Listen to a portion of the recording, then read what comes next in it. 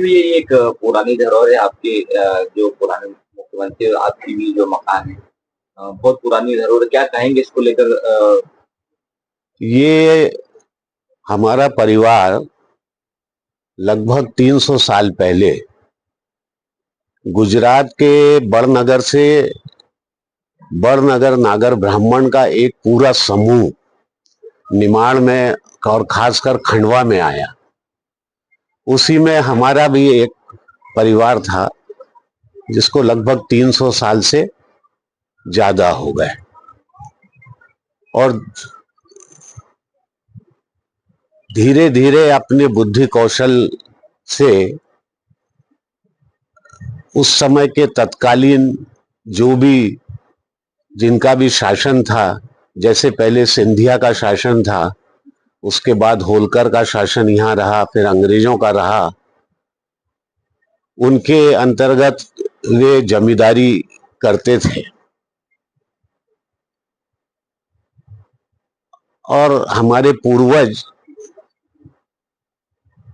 लगान वसूली और इस प्रकार का कार्य करके तत्कालीन शासकों को राजस्व देते थे।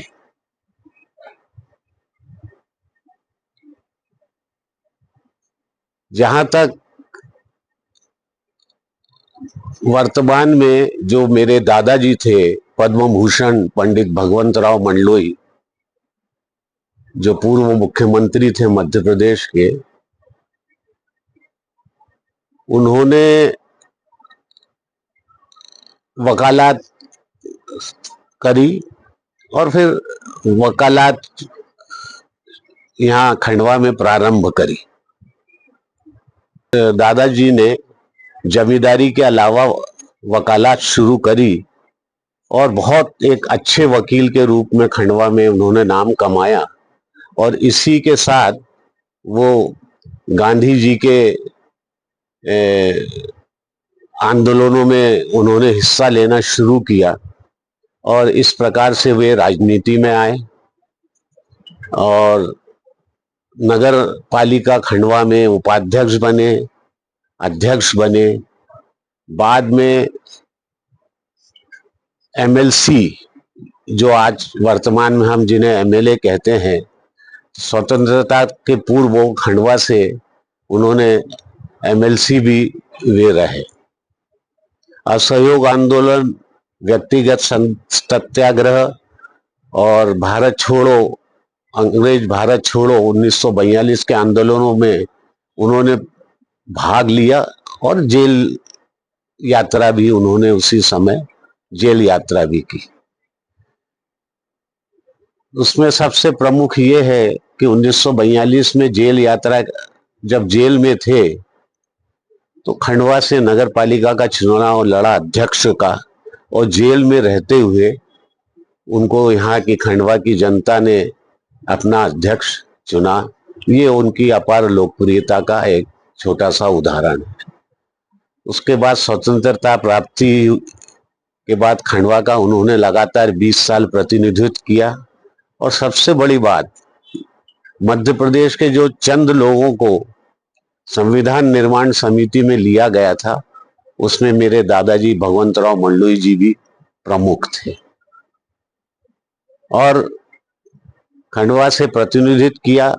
और जैसे कि पुराना जो प्रदेश था हमारा सीपी एंड बरार, सन 47 से 56 तक खंडवा उसमें आता था। महाकौशल पूरा खंडवा, जबलपुर, रायपुर, ये ब्रह्मपुर, ये पूरा जो पट्टी है ये महाकौशल की, ये पुराने प्रदेश में जो उसका नाम था सीपी एंड बरार, उसमें भी वे मंत्री रहे।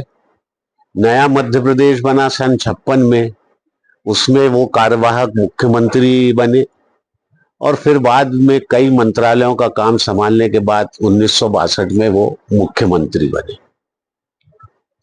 उनके जो सबसे बड़े लड़के थे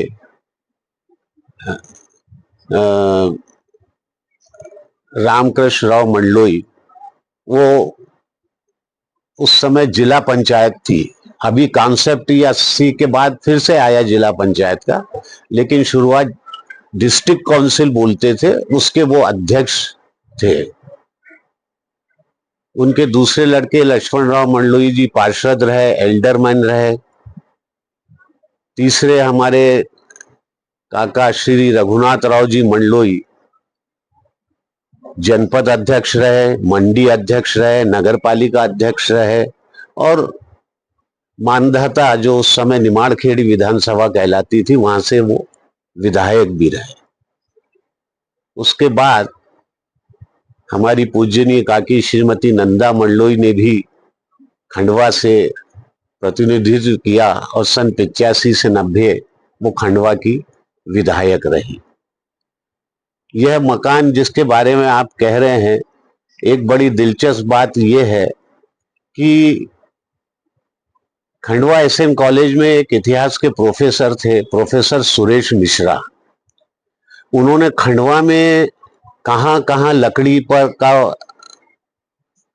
कार्विंग वर्क बोलते हैं इसको, लकड़ी में जो कारीगरी है, उन्होंने उसका सर्वे किया, उस पर अध्ययन किया और एक लेख उन्होंने नई दुनिया में लिखा कि खंडवा में का जो कार्विंग वर्क है, एक विट्ठल मंदिर का, एक मंडलोई परिवार के मकान का और एक घंटाघर पर स्थित एक और मकान है जो अब बहुत काफी क्षतिग्रस्त हो गया है, वहां के लकड़ी की कारीगरी का उल्लेख किया और यहाँ तक बताया कि इसको करने राजस्थान से उस समय कारीगर आए थे।